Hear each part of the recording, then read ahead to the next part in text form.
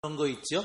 그렇게 해서 국경을 넘어왔고 그거를 다시 책으로 펼쳐서 책으로 다시 만들어서 읽게 되는 그런 역사가 우리 가운데 있었다는 거죠.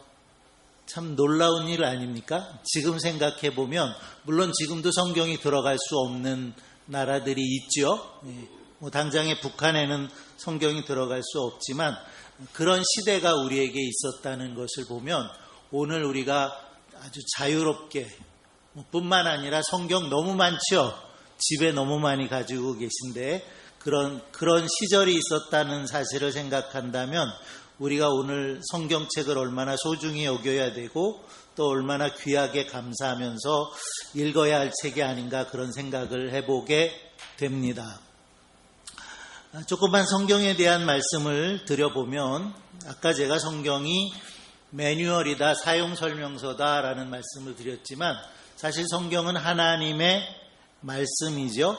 하나님의 감동으로 기록되어졌다라고 말씀되어지고 있고 모세오경으로부터 신약성경에 이르기까지 요한계시록에 이르기까지 성경을 기록한 사람은 무려 40여 명이고요. 시대를 따져보면 창세기 모세오경으로부터 시작해서 가장 마지막에 쓰여진 책까지 무려 1600년에 걸쳐서 성경은 쓰여졌습니다. 모세오경 시대가 1500년 전이고요. 신약성경이 다 쓰여진 때는 주후 100년경, 그래서 1600년경, 600년 동안 기록되어진 책이 바로 우리가 가지고 있는 이 성경책이라는 거죠. 그것도 참 놀라운 일인데 그렇다고 해서 이 성경이 우리가 가지고 있는 성경이 하늘에서 뚝 떨어진 거는 아니었어요. 우리가 가지고 있는 66권의 성경을 조금 어려운 말로 하면 정경이라고 그러거든요. 정경. 그리고 그렇게 만들어지기까지의 과정을 정경화 그러는데 우리는 구약 39권, 신약 27권, 66권 이거를 정경이라고 그러죠. 창세기부터 요한계시록에까지의 책을 정경이라고 그러는데 다시 말씀드리지만 벌써 지나셨죠. 네, 조금만 할게요. 이 성경 66권이 뚝 떨어진 게 아니라는 거예요. 66권을 정경으로 회의를 걸쳐서 결정을 했는데 주 90년의 얌니아 회의에서 구약 39권을 정경으로 채택하게 되었고요. 주후 393년과 397년에 두 차례의 회의가 있었는데 거기에서 27권의 책을 정경으로 인정을 받게 되었던 거죠. 그래서 66권의 책이 오늘 우리에게는 정경이 되어졌고 우리가 이 책들을 성경이라고 읽고 있고 이 성경은 하나님의 말씀입니다라고 믿음으로 우리가 받아들이고 있습니다. 그런데 지금 우리가 성경을 가지고 있고 이것이 정경이다라고 말씀드렸지만 천주교에서는 우리가 가지고 있는 이 66권의 성경을 가지고 있지 않아요. 더 많은 성경을 가지고 있어서 이 외에 책들이 있다는 거죠. 그 중에 천주교에서 성경 안에 정경 안에 포함시킨 책을 외경이라고 그러고요. 외경에 포함되지 않은 많은 책들이 있는데 그것은 위경이라고 그럽니다. 많이 어려워졌어요. 이거 뭐 신학교에 왔나 그런 생각이 되는데 그 정도는 우리도 알아야 될 것 같아요.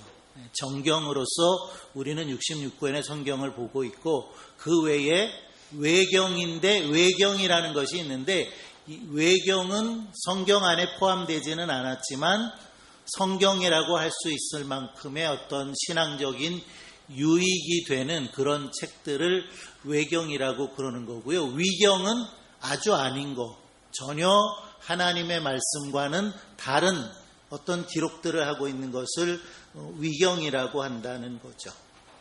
그래서 오늘 우리가 가지고 있는 이 66권의 성경은 회의들을 통해서 정경으로 채택이 되었지만 우리의 믿음은 단순히 회의를 해서 손들어서 찬성이요 반대요 물어서 결정되어진 것이 아니고 그 가운데 성령께서 마치 모든 성경이 하나님의 감동으로 기록되었음을 우리가 믿듯이 성경이 정경으로 66권의 책으로 채택이 되는 가운데도 그 가운데 성령께서 또 하나님께서 섭리하셔서 이렇게 되어졌다라고 우리가 믿는 겁니다.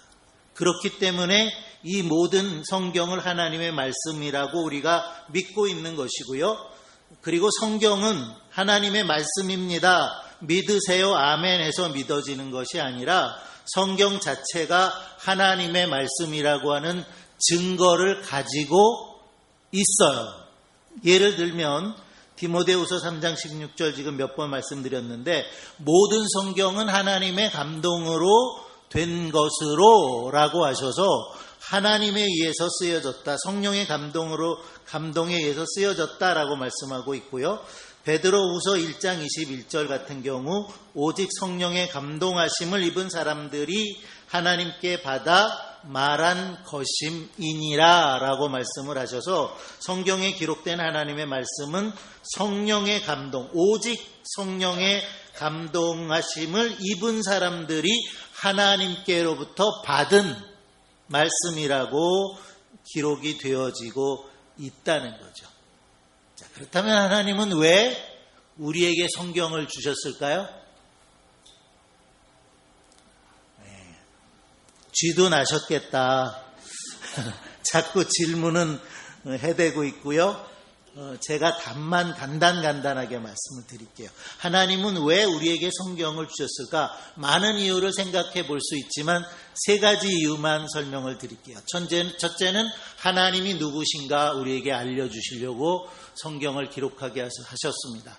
태초에 하나님이 천지를 창조하시니라 이렇게 하나님의 자기 계시가 있다는 거예요. 성경은 하나님을 계시하는 책이라서 한 가지만 더 말씀드리면 출애굽 때 10가지 재앙을 하나님이 내리시죠.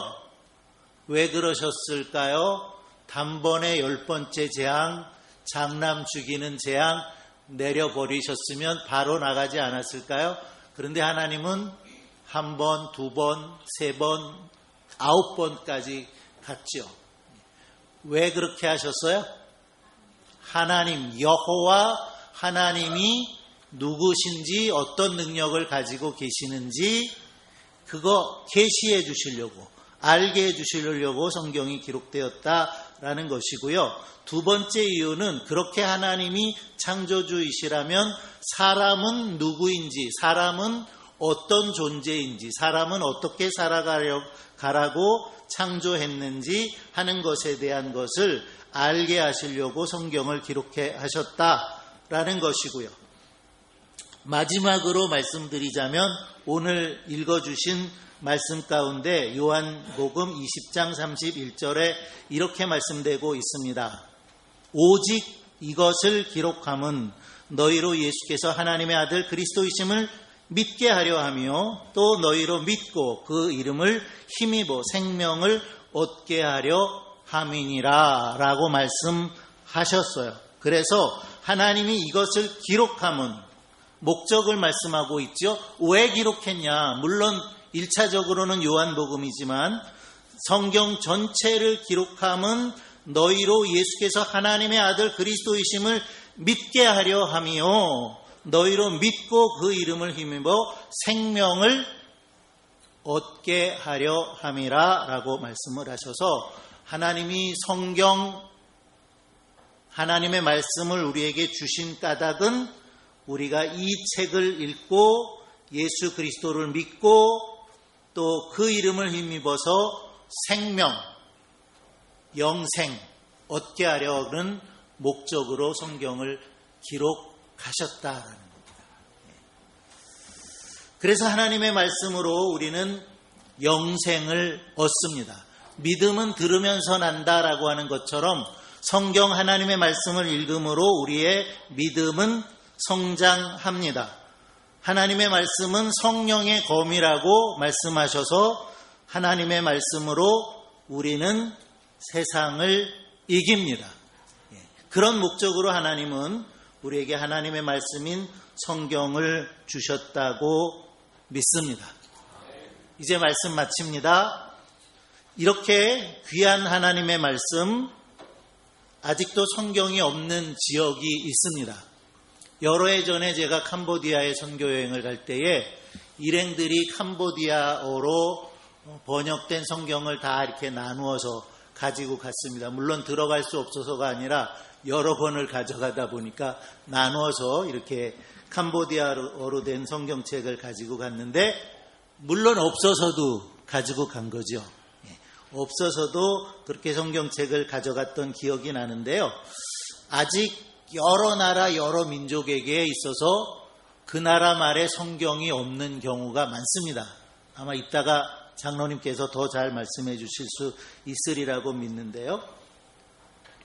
그렇게 성경이 없는 지역이 많기 때문에 기도원협회를 통해서 그렇게 하나님의 말씀을 읽을 수 없는, 성경이 없는 나라에 하나님은 그 나라와 민족들에게 성경을 전하게 하시고, 그래서 예수 그리스도를 믿고 그를 힘입어 생명을 얻게 하시려고 지금도 귀한 모임을 사용하신다고 믿습니다. 또 그렇게 계속해서 쓰임받는 기도원협회가 되어지기를 바라고, 또 오늘 우리가 이 찬양 예배를 통해서 그 일에 함께 협력하는 그런 예배를 드리고 있는데요. 주의 일에 함께해서 나중에 하나님 앞에 갔을 때 너 뭐하다 왔냐 그러면 하나 기억나시고, 기도원협회 성경 반포하는 일에 협력했습니다. 그렇게라도 말씀할 수 있는 우리 모두가 되어지기를 바랍니다. 기도하겠습니다. 하나님 아버지 은혜를 감사합니다. 오늘 11월 마지막 주일을 예배하게 하시고